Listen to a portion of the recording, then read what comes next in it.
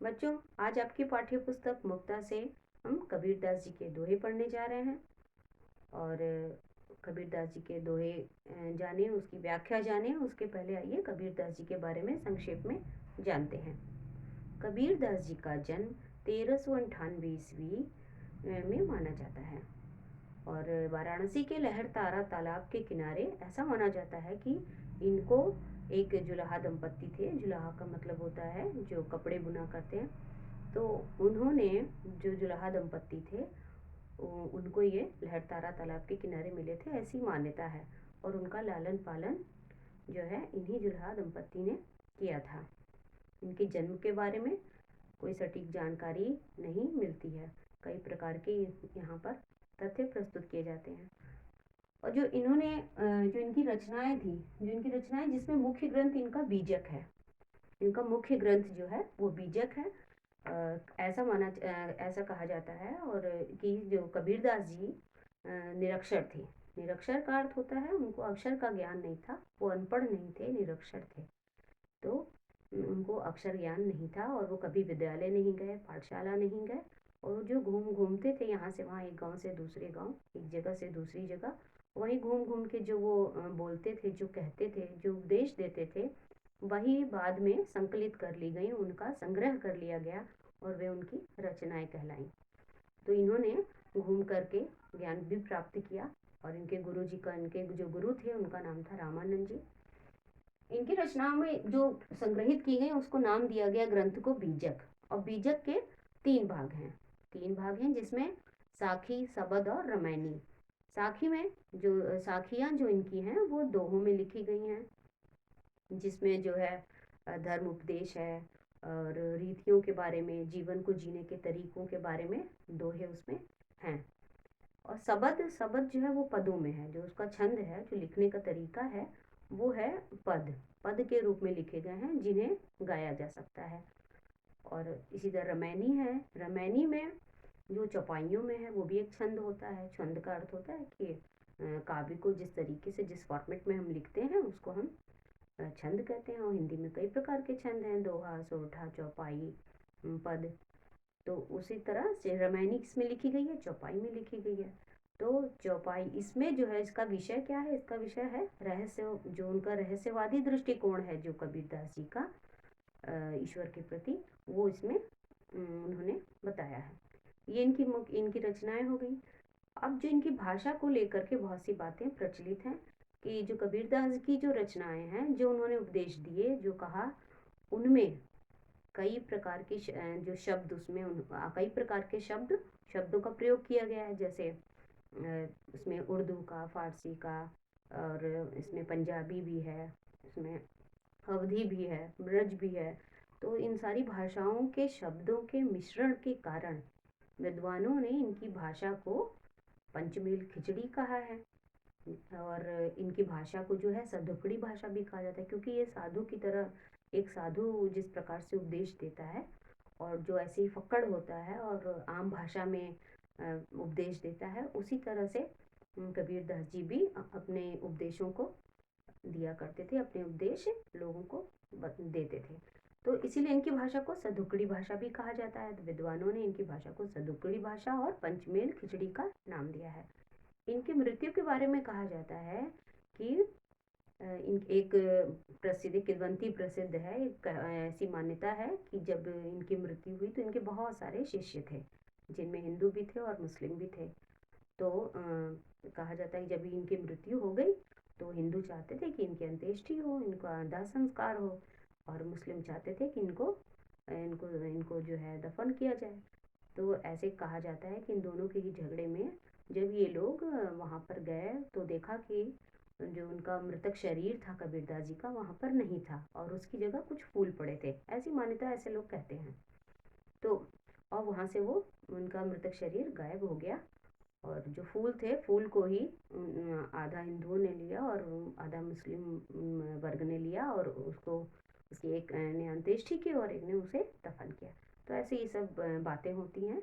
बहुत विश्वसनीय नहीं है ये सब बातें, लेकिन ऐसा कहा जाता है, इसलिए मैंने आपको बताया। इनकी मृत्यु मगहर में मानी जाती है।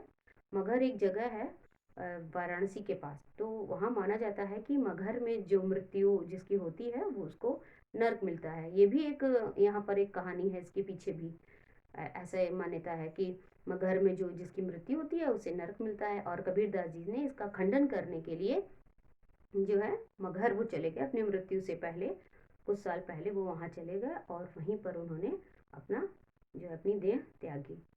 तो ऐसी मान्यताओं को झुटलाने के लिए उन्होंने ऐसा कहा, जहाँ जैसा कि आपने पढ़ा भी होगा अपनी पिछली कक्षाओं में कि कबीरदास जी के जो दोहे हैं वो सामाजिक आडंबरों पर, धार्मिक आडंबरों पर, जो सामाजिक रीति रिवाज हैं, कुरीतियाँ हैं, उन पर चोट की है, उन पर व्यंग किया है। और इसके लिए भी वो बहुत प्रसिद्ध हैं। सामाजिक भेदभाव को, किसी भी प्रकार के भेदभाव का उन्होंने खंडन किया है अपनी रचनाओं के माध्यम से। तो इन सब मान्यताओं को वो कभी नहीं मानते थे और इसीलिए वो मगहर गए और वहीं पर उन्होंने अपनी देह त्यागी। तो बच्चों, ये संक्षिप्त परिचय था कबीरदास जी का।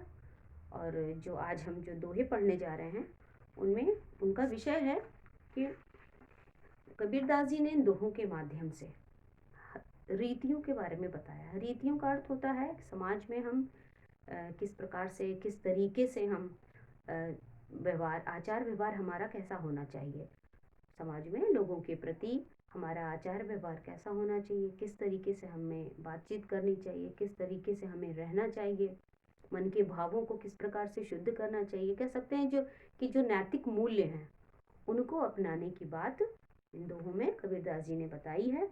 और जो मानवीय गुण हैं, जो हमारे अंदर मानवीय गुण हैं, उनको हम कैसे और उनको ऐसे किस प्रकार से उनको हम और अच्छा सुदृढ़ बना सकते हैं और जीवन को अपने अच्छा कर सकते हैं। तो छोटी छोटी बातों को यहाँ पर इन्होंने बताया है जो हमें अपने जीवन में अपनानी चाहिए। आइए अब दोहों का पाठ करते हैं और दोहों का अर्थ जानते हैं, इनका भावार्थ समझेंगे। पहला दोहा है, सांच बराबर तप नहीं, झूठ बराबर पाप, जाके हृदय सांच है, ताके हृदय आप। तो सांच, सांच माने सत्य, सच। बराबर तप नहीं, तप माने होता है तपस्या, साधना। झूठ बराबर पाप, झूठ जो हम लोग गलत आचरण या गलत व्यवहार करते हैं, जो या गलत बोलते हैं, झूठ बोलना आप सभी जानते हैं। पाप, पाप मतलब गलत कार्य है। तो सच के बराबर कोई भी तपस्या नहीं है, झूठ के बराबर कोई भी पाप नहीं है। ये इसका हो गया शाब्दिक अर्थ कि हमने इसको ट्रांसलेट कर दिया। इसका जो शाब्दिक अर्थ होगा ये क्या होगा। लेकिन अब कबीरदास जी इस पंक्ति में कहना क्या चाह रहे हैं, ये सभी को पता है कि सच बोलना चाहिए, झूठ नहीं बोलना चाहिए। पर यहाँ उनका ये बात कहने का क्या अर्थ है कि इसके बराबर कोई तपस्या नहीं है। क्यों नहीं है, इसका देखिए, सत्य क्या है, सत्य किसे कहते हैं। सत्य, सत्य का अर्थ होता है जो बदले ना, जो भूत वर्तमान भविष्य में जो बदलता नहीं है वो सत्य है। तो सूर्य चंद्रमा ये शाश्वत है, सत्य है, ये कभी नहीं बदले। अब यहाँ इसको कैसे जोड़ा गया है, मनुष्य के रूप में हम किस प्रकार से सत्य का आचरण कर सकते हैं। तो इसीलिए यहाँ पर कह, कोई भी जो संत पुरुष है, जो महान पुरुष है, महापुरुष हैं, आप उनकी जीवनी उठा लीजिए या जो हमारे पूर्वज हैं उनके बारे में आप पढ़िए तो आप उनके गुणों में ये पाएंगे कि उन्होंने सदा सत्य बोला है। राजा हरिश्चंद्र की कहानी आपको पता है कि वो सत्यवादी कहे जाते हैं, उन्होंने कभी झूठ नहीं बोला। तो आज हमें कुछ कहना होता है तो हम उनका नाम लेके बोलते हैं कि सत्यवादी हरिश्चंद्र हो क्या, ऐसे बोलते हैं। तो यहाँ पर सत्य को माना गया है एक तपस्या। उन्होंने कहा कि उसके बराबर साधना नहीं है, उसके बराबर तपस्या नहीं है। ये एक ऐसा मानवीय गुण है सत्य बोलना कि यदि हम इसे सीख जाएं तो हमारे जीवन में बहुत कुछ अच्छा हो सकता है, बहुत कुछ। क्योंकि एक चीज़ से अगर हम सत्य बोलेंगे तो उसके साथ सारी जो हमारे जीवन में और भी चीज़ें हैं वो उससे जुड़ी रहेंगी। फिर हमारे जीवन में कुछ गलत नहीं होगा, क्योंकि सत्य अपने आप में ही एक बहुत सकारात्मक चीज़ है, एक सकारात्मक है, विचार है। तो इसीलिए हमें सत्य बोलना चाहिए हमेशा, और इसके बराबर कोई भी तपस्या नहीं है। सत्य का भी शाब्दिक अर्थ होता है सत्यता।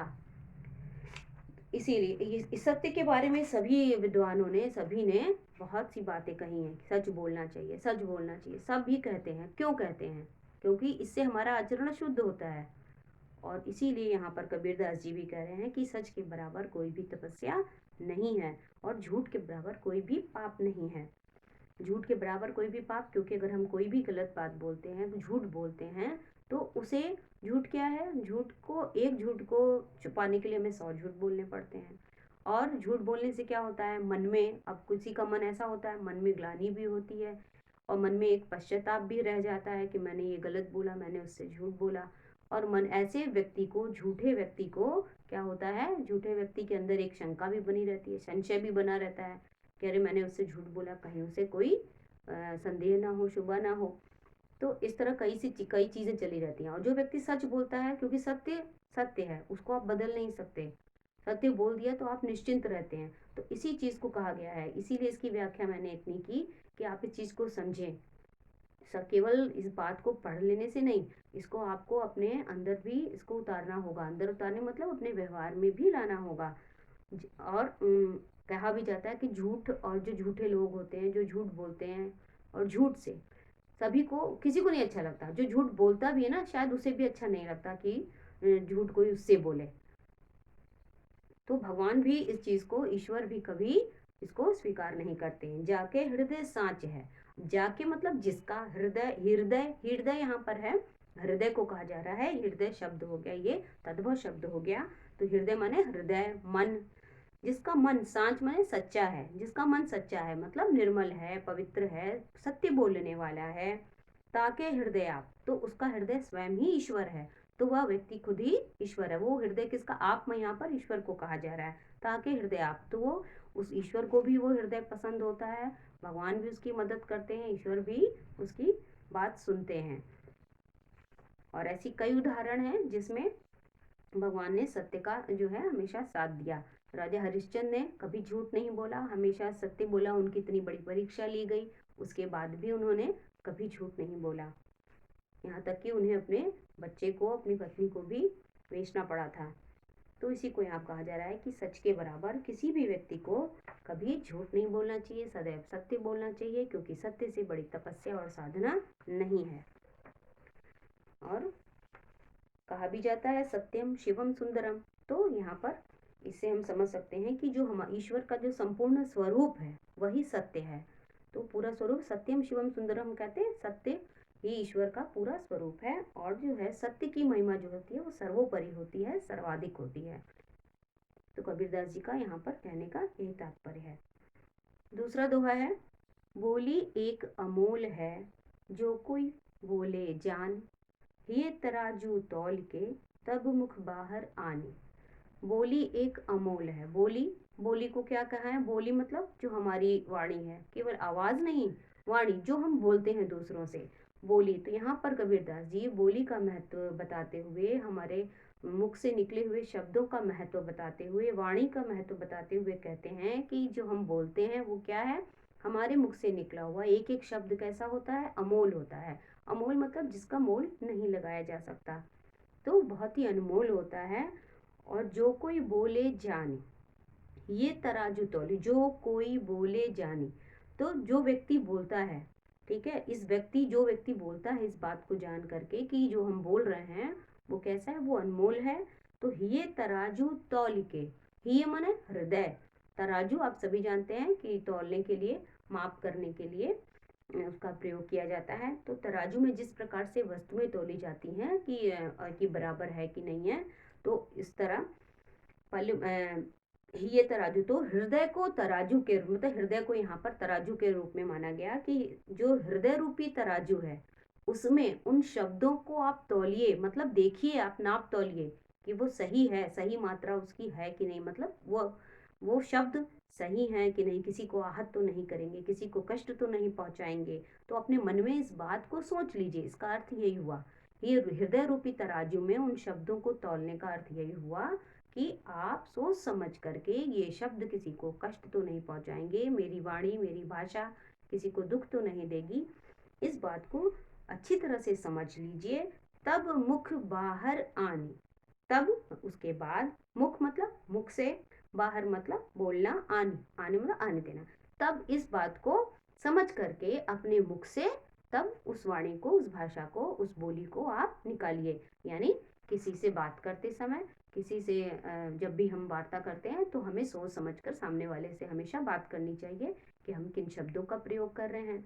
उनमें छुपे जो कोई व्यंग तो नहीं बोल रहा है, किसी को कोई कटु शब्द तो नहीं बोल रहा है। और सबको अच्छा लगता है जब हम मीठी वाणी का प्रयोग करते हैं, तो मधुर वचन बोलते हैं तो सभी को अच्छा लगता है। और कड़वे वचन अगर हम बोले, किसी को बहुत बुरे तरीके से किसी से बात करें, तो किसी को नहीं पसंद आएगा, और जो खुद बोलते हैं उन्हें भी नहीं अच्छा लगेगा।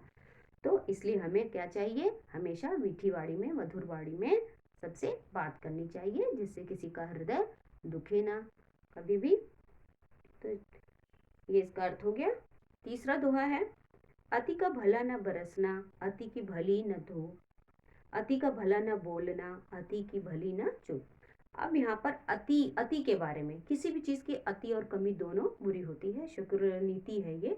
तो शुक्र नीति का मतलब, शुक्र नीति में कहा गया है कि किसी की चीज की भी अति और कमी दोनों बुरी होती है। इसी बात को यहाँ पर कबीरदास जी ने बताया है कि किस प्रकार से बुरी होती है। अति का भला ना बरसना, अति के बारे में यहाँ बताते हुए कबीरदास जी कह रहे हैं कि वर्षा जो है, बारिश जो होती है, बहुत ज्यादा बरस जाए तो क्या होगा, बाढ़ आ जाएगी, पानी अधिक हो जाएगा, फसलें खराब हो जाएंगी, लोगों के जो कच्चे मकान है वो ढह जाएंगे, लोगों को तकलीफ होगी हर तरीके से। अति की भली न धूप, और बहुत ज्यादा धूप निकले, वर्षा हो ही ना, तो भी हमें तकलीफ होगी, क्योंकि फिर सूखा पड़ जाएगा, पानी की कमी हो जाएगी, हमारे फसलें हमारी तब भी नष्ट होंगी। तो हमें हर प्रकार से उस समय भी परेशानी का सामना करना पड़ेगा। अति का भला न बोलना, अब इससे इन्होंने जोड़ा है, मनुष्य की बातों को भी जोड़ते आ रहे हैं। ये देखिए, किस अति का भला न बोलना, और बहुत ज्यादा बोलना भी अच्छा नहीं होता, और अति की भली न चुप, और बहुत ज्यादा चुप रहना भी अच्छा नहीं होता। अब बात बात में बहुत ज्यादा बोल दे किसी बात के लिए, तो वो भी अच्छी बात नहीं होती है कि बहुत ज्यादा हम बोलते जाएं। और अति की भली न चुप, अब यहाँ पर क्या कह रहे हैं कि चुप रहना, बहुत ज्यादा चुप रहना भी अच्छी बात नहीं है। कहने का मतलब है कि अगर हमें कोई परेशानी है या कोई समस्या है, या हमारे अगल बगल कोई परेशानी हो रही है, कोई अत्याचार हो रहा है, तो उसके लिए हम एकदम चुप रहें। यहाँ पर एक सीख और भी हमें मिल रही है कि यहाँ पर जो है, हमें किसी अपने आमने सामने होने वाले अत्याचार को देखकर भी चुप नहीं रहना चाहिए, जो सामाजिक रूप से भी कभी कभी हम देखते हैं। तो हमें चुप नहीं रहना चाहिए, हमें बोलना चाहिए, एकदम हमको चुप नहीं लगा जाना चाहिए। ठीक है, तो इसका अर्थ हो गया ये। और ये आपने, ये जो हमने अभी बताया आपको, ये तीनों जो दोहे हमने अभी जाने, इसका अर्थ जाना, तो आप इसको समझ सकते हैं कि आज भी हम ये सब पढ़ते हैं, कितनी पुराने ये लिखी हुई बातें हैं, बताई हुई बातें हैं, और ये आज भी हमारे जीवन में उतनी ही प्रासंगिक हैं, शायद आज ज़्यादा प्रासंगिक हो गई हैं, क्योंकि जो हमारा समाज है, वो आप देख रहे हैं चारों तरफ हमारे समाज में लोग झूठ ही बोलते हैं। सच बोलने बहुत कम ही लोग होते हैं जो सत्य का पालन करते हैं, और किसी से कोई अच्छे से बात भी नहीं करता, कटु वचन का लोग प्रयोग करते हैं। लेकिन इसका हमें सदा ध्यान रखना चाहिए। अब इसके बाद का जो दोहा है, काल करे सो आज कर, आज करे सो अब, पल में परलय होएगी बहुरी, करोगे कब। ये बचपन से ये दोहा हम सभी लोग, इसको आप लोगों ने भी पढ़ा होगा, काल करे सो आज कर, आज करे सो अब। तो यहाँ पर समय के महत्व को बताया है, खासकर विद्यार्थी जीवन में तो समय का बहुत महत्व है, और आज का समय ही ये है जो आपको ये सीखना है। तो इस दोहे में समय के महत्व को बताते हुए कबीरदास जी कहते हैं कि काल करे सो आज कर, जो कार्य आपको कल करना है उसको आप आज कर लीजिए, और जो कार्य आज करे सो अब, और जो कार्य आपको उसको आज करना है उसे आप अभी पूरा कर लीजिए। पल में परलय होएगी बहुरी, करोगे पल में, पल मतलब क्षण में, तुरंत। परलय, परलय का क्या अर्थ है, परलय मतलब प्रलय, प्रलय यहाँ पर तद्भव, ये भी शब्द तद्भव है। तो परलय होएगी, प्रलय का अर्थ आप लोग जानते, प्रलय कयामत, जैसे कयामत आ जाएगी, प्रलय हो जाएगी, क्या हो जाएगा, प्रलय का मतलब ये जीवन समाप्त हो जाएगा, ये संसार समाप्त हो जाएगा। तो परलय होएगी मतलब ये जीवन कभी भी समाप्त हो सकता है, बहुरी करोगे कब। तो तुम जो हो, अगर तुमने समय पे अपने काम पूरे नहीं किए, जो तुम्हें कल करना है तुम्हें आज ही कर लेना चाहिए, और जो अभी करना है वो जो आज करना है वो अभी कर लेना चाहिए। तो उसी को यहाँ पर कह रहे हैं कि अगर ऐस पल में, क्षण भर में अगर कुछ हो जाए, ये जीवन समाप्त हो जाए, तो हम इस चीज को कब करेंगे। इसलिए पल में अगर जीवन समाप्त हो जाता है तो हम फिर इसको कब करेंगे, बहुरी माने फिर करोगे कब, तो फिर तुम कब करोगे, जीवन तो समाप्त हो जाएगा। अब यहाँ कहने का तात्पर्य कबीरदास जी का ये है कि हमें अपने कार्यों को समय के अनुसार कर लेना चाहिए। अगर विद्यार्थी जीवन आपको मिला है, अभी विद्यार्थी जीवन में आप चल रहे हैं, तो जो कार्य आपका है उसको आपको कर लेना चाहिए, क्योंकि ये कार्य जो विद्यार्थी जीवन में हो रहा है वो बाद में अभी नहीं होगा। फिर बाद में आपको दूसरे काम करने होंगे, फिर आपको अपना जीवन चलाना होगा, और फिर उस समय का काम आप उस समय नहीं कर पाएंगे अगर आज आपने अपना काम नहीं किया। तो इसके पीछे एक विचार ये भी है कि हमें अपने कार्यों को समय के अनुसार और समय से बल्कि पहले ही पूरा कर लेना चाहिए जो काम हमें मिला है। आप ये विद्यार्थी जीवन में अति आवश्यक है ये। तो आज जब हम अपना काम कर लेंगे तो फिर आगे हम अपना जो मेरा काम होगा उसको करेंगे, क्योंकि इसका कहीं अंत तो है नहीं। हमारे कर्तव्य तो बहुत सारे हैं, अनंत हैं। जैसे जैसे हमारा जीवन बढ़ता जाता है कर्तव्य हमारे सामने अलग अलग कर्तव्य आते हैं। तो अपने काम को हमें समय के अनुसार करना चाहिए। यहाँ समय के महत्व को बताया है कबीरदास जी ने कि हमारा जीवन किसी भी क्षण समाप्त हो सकता है, इसलिए जो है कब क्या हो जाए कोई नहीं जानता, इसलिए हमें अपना काम समय पर पूरा कर लेना चाहिए। इसमें एक बात ये भी है कि हमें अपने मृत्यु से पहले अपना सारे कार्य पूरे कर लेने चाहिए। इसके बाद का दोहा है, साईं इतना दीजिए जामे कुटुंब समाए, मैं भी भूखा ना रहूं साधु न भूखा जाए। अब इसमें जो है कबीरदास जी ने संयम को, समानता को, यहाँ पर संयम को बताया है कि किस प्रकार से व्यक्ति को संयमित जीवन जीना चाहिए और बहुत ज़्यादा संग्रह नहीं करना चाहिए। जितनी आवश्यकता है हमें अपने पास उतना ही रखना चाहिए। जैसे क्या कह रहे हैं ये कि साईं इतना दीजिए, साईं मतलब यहाँ ईश्वर को वो क्या संबोधित करते हुए कह रहे हैं कि हे ईश्वर मुझे इतना दीजिए, जामे, जामे मतलब जिसमें, कुटुंब माने परिवार, समाय, समाय मतलब होता है पूरा हो जाए। मैं भी भूखा ना रहूं, मैं खुद भी भूखा ना रहूं, साधु ना भूखा जाए। साधु ना भूखा जाए का मतलब हो गया दरवाजे पे हमारे कोई मेहमान आ गया, हमारे घर में कोई मेहमान आया या कोई साधु जन आ गए, कोई सज्जन व्यक्ति आ गया, कोई भी दरवाजे पर अगर भूखा आ जाता है, कोई गरीब आ गया, तो उसको भी हम भोजन करा सकें और अपने परिवार भी मेरा भूखा ना रहे, परिवार के लोग भूखे ना सोएं और मैं भी भूखा ना रहूं और मैं सबका पालन कर सकूं। हे ईश्वर मुझे उतना ही दीजिए। अब वो यहाँ पर एक संयमित जीवन की बात यहाँ पर कबीरदास जी कह रहे हैं और यहाँ अधिक संग्रह ना करने की बात कर रहे हैं, क्योंकि कोई भी व्यक्ति अपने साथ कुछ भी लेके नहीं जाता। अपनी मृत्यु के बाद व्यक्ति का शरीर भी उसका नहीं जाता, शरीर को भी समाप्त कर दिया जाता है। तो उसी को यहाँ पर कह रहे हैं कि कोई फायदा नहीं है, हे तो हे ईश्वर आप लेकिन मुझे इतना दीजिए कि मैं अपने परिवार का भरण पोषण कर सकूं और मेरे घर पे अगर कोई आता है, मेहमान आता है, मेरे दरवाजे पे कोई भूखा आता है, कोई गरीब आता है, तो मैं उसका भी पेट भर सकूं। तो यहाँ पर एक संतोष की बात की जा रही है, एक संयम की बात की जा रही है कि यहाँ पर कबीरदास जी यहाँ पर समता की सीख दे रहे हैं और संयमित रहने की सीख दे रहे हैं। तो बच्चों ये 5 दोहों का अर्थ है और शेष जो दोहे हैं उनका जो अर्थ है, उनका भावार्थ इस वीडियो के दूसरे भाग में आप पढ़ेंगे। थैंक यू बच्चों।